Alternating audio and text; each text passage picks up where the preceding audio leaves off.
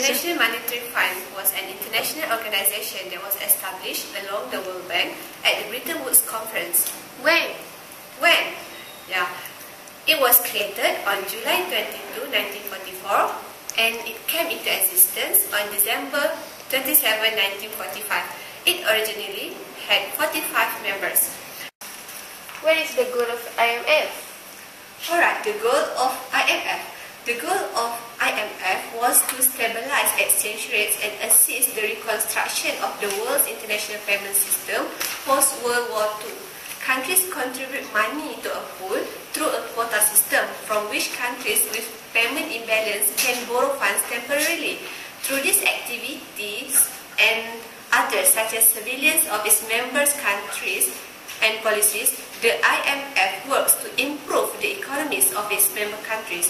The IMF also describes itself as an organization of 188 countries, secure financial stability, facilitate international trade, and promote high employment as well as sustainable economic growth.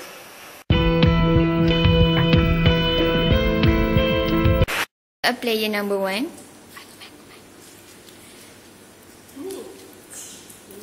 From now on, you are in IMF Extreme Competition.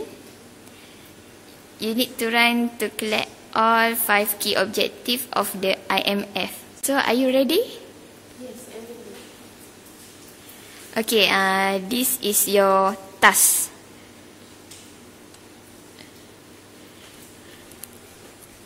I get the first task. Okay. Run to the Azman Hashim complex and find a box. Okay. Oh, I find this one. Okay, what? Let's see. The first one is the key objective of IMF. First, to promote cooperation among economies of world.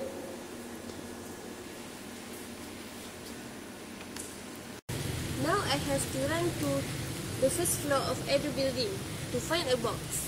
Let's go with me.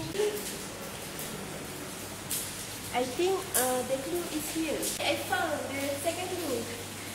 The second objective is to strengthen the economies of member countries by making... I have to run to the Edu cafe and find a box. Yes, finally I found it. The third objective of the key of the IMF is to provide exchange stability and to facilitate the expansion and balanced growth of international trade.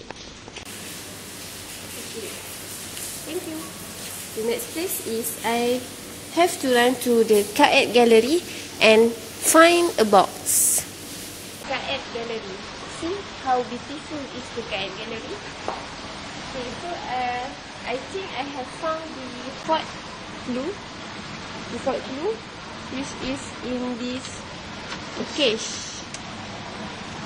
Wow, I find the key too. What is this? This is the map. The map. Okay, so the fourth key objective of IMF is to lessen the chances of disequilibrium in the international balance of payment of member countries. I think I must go to this place, which is PG 3.1, because another place, no clue at all. So I think this is the final clue that finally I found the checkpoint.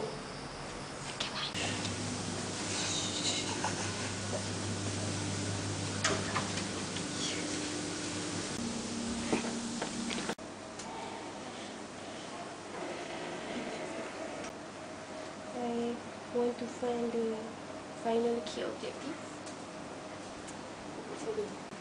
Yes, finally I found it.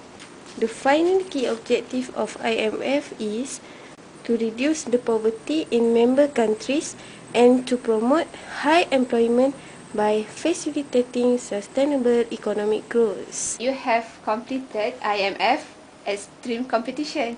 So, you are the winner. Congratulations. Thank you.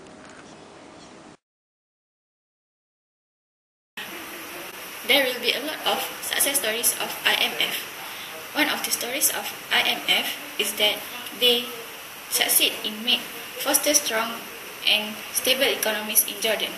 Jordan is a small country in the Middle East with insufficient supplies of water, oil and other natural resources.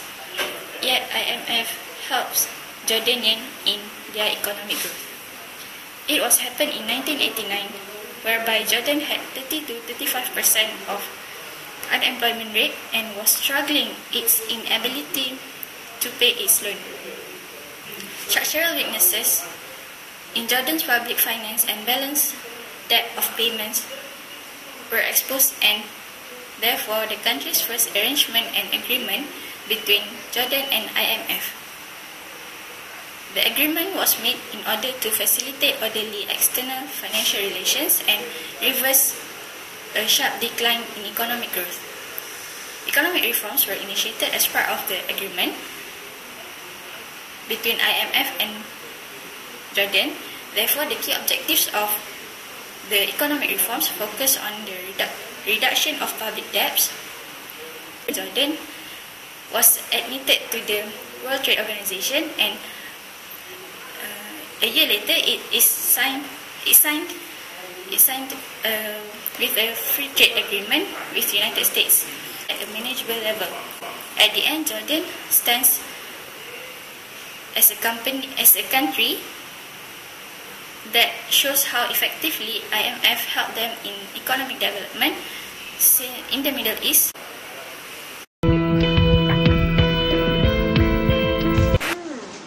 Let's start with the basic thing first. Are you ready? Ready for what? Okay. Hey, please be serious. I'm sorry, Master. Do you think IMF has challenges? Huh? I have already gave to you the notes. Huh? Notes? Are you really wanna die? Oh my God. Now I remember. They commonly perceive challenge in terms of, first, the institution is no longer fulfilling the function it's used to fulfill. No, is there a clear vision of any new function for it? Second, due to a drastic pruning of its loan operation, it is not receiving enough revenue to cover its operating costs. Third, they has not played a notable role in the debate about global imbalance, even though this issue is at very heart of its institution remit. Okay, the fourth is it is suffering a crisis of legitimacy with its power structure questioned by many members. And the last one is there is a lack of confidence from quite a different perspective in its intellectual orientation and the quality of its policy recommendation.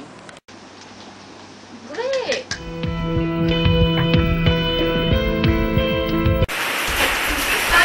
The IMF has helped financial support to the financing provided in the 1970s and early 1980s to guide Malaysia over periods of community price declines and export shortfalls.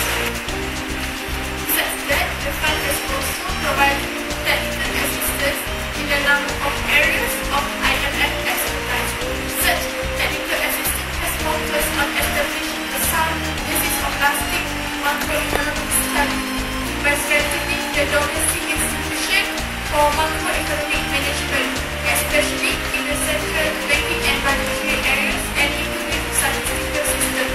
On a more regular basis, Malaysia participates in the annual surveillance exercise. It is through this surveillance process that the IMF seeks to maintain a sound external environment for all countries, a factor that has certainly contributed in no small measure to the success of this country and of the region. Surveillance involves intense discussion every year between each government and the IMF staff on the country's economic development and prospects. Through this process, Malaysia gets the benefit of IMF expertise in all other countries, including national